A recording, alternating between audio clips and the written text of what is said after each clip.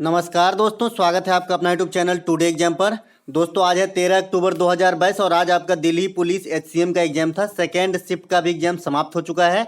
Second shift के exam में GK, science, computer के जो भी प्रश्न पूछे गए सभी 100% रियल प्रश्नों के साथ आ गया हूं। तो चलिए दोस्तों शुरू कर लेते हैं आज का ये वीडियो। दोस्तों अगर अच्छा लगे तो लाइक कीजिएगा, साथ ही साथ अगर चैनल पर पहली बार विजिट करें तो चैनल को सब्सक्राइब करके बेल बटन जरूर दबा लीजिएगा। एक प्रश्न आया था, योगी आदित्यनाथ 2022 विधानसभा चुनाव किस क्षेत्र से लड़े थे। तो जैसा कि जानते हैं योगी आदित्यनाथ लगातार सेकेंड टाइम के लिए जो है उत्तर प्रदेश का जो है वर्तमान मुख्यमंत्री भी हैं। तो ये आपका गोरखपुर के विधानसभा चुनाव क्षेत्र से चुनाव लड़े थे और विजय भी प्राप्त की थे। तो यहाँ पे अगला एक प्रश्न पूछा गया था, राउरकेला स्टील प्लांट की स्थापना किस देश के सहयोग से हुई थी।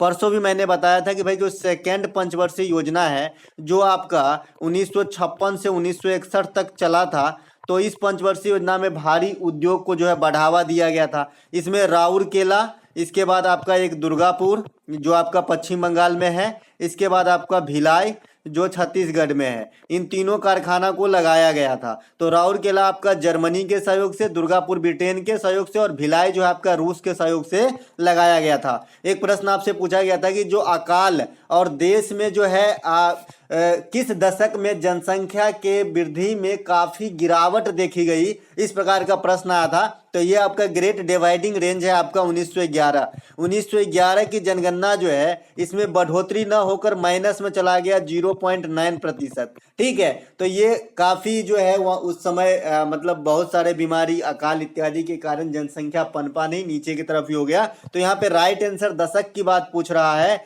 तो 1900 से 1910 वाली दशक में हो जाएगी। ठीक है, 1900 से 1910 वाली दशक में हो जाएगी या फिर 1901 से 1911 कहिए, लेकिन राइट जो वो जनगणना था वो 1911 वाला था। ठीक है, तो ऑप्शन देख लीजिएगा, या दो के फॉर्म में थे या फिर डायरेक्ट एक ही ईस्वी दे रखा था। तो एक ही ईस्वी दे रखा था तो 1911 आंसर हो जाएगा।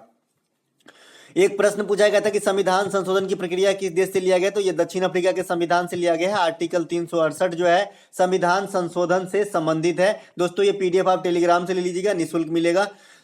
एक प्रश्न आपसे पूछा गया था, टीपू सुल्तान ने किस गवर्नर के साथ श्रीरंगपट्टनम की संधि पर हस्ताक्षर किए थे।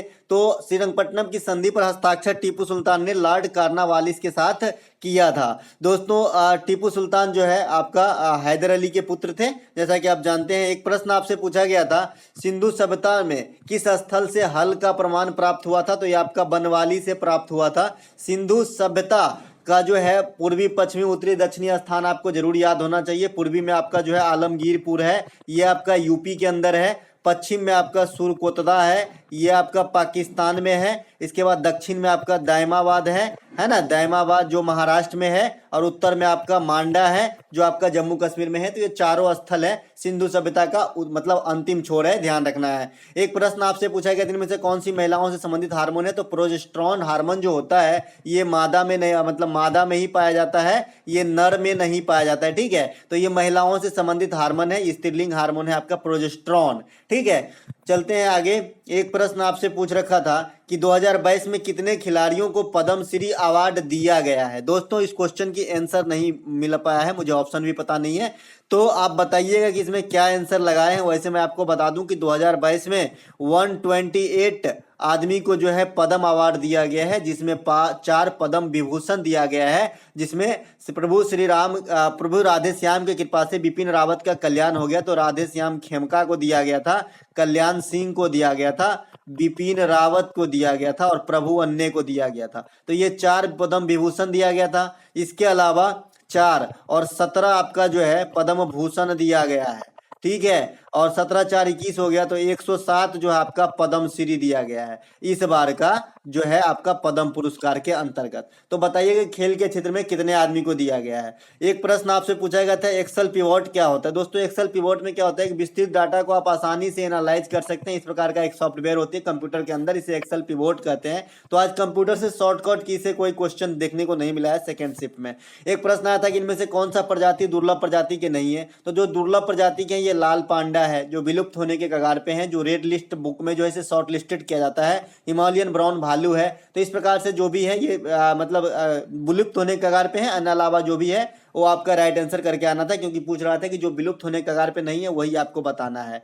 एक प्रश्न आपसे पूछ लिया गया था कि निम्नलिखित में से कौन सा जो टैक्स है, कर है, वो केंद्र सरकार के द्वारा नहीं लगाया जाता है। तो दोस्तों केंद्र सरकार के द्वारा आपका आयकर लगाया जाता है, जैसे आप इनकम टैक्स भरते हैं, है ना, ITR 26, है ना, ITR फॉर्म भरते हैं ना, ITR सेकेंड 26 का ये फॉर्म भरते हैं। इसके बाद फॉर्म 16 जो गवर्नमेंट एम्प्लॉय है इनको मिलता है। तो ये सब जो है आपका आयकर वगैरह जो है केंद्र सरकार के द्वारा वसूला जाता है, जबकि ये आपका जो है उत्पाद कर, ये आपका राज्य सरकार के द्वारा वसूला जाता है। ठीक है, तो ये राज्य सरकार के कर थे। तो यहाँ पे राइट आंसर आपका उत्पाद कर करके आना था, ऑप्शन में दिया गया था। कर भी दो प्रकार के होते हैं, एक तो डायरेक्ट होते हैं, है ना, एक तो डायरेक्ट होते हैं और एक इनडायरेक्ट होते हैं। आप इन दोनों के लिए बोर्ड भी है ना, प्रत्यक्ष केंद्र कर केंद्र बोर्ड और अप्रत्यक्ष जो है केंद्रीय कर बोर्ड है, ये दोनों अलग अलग हैं।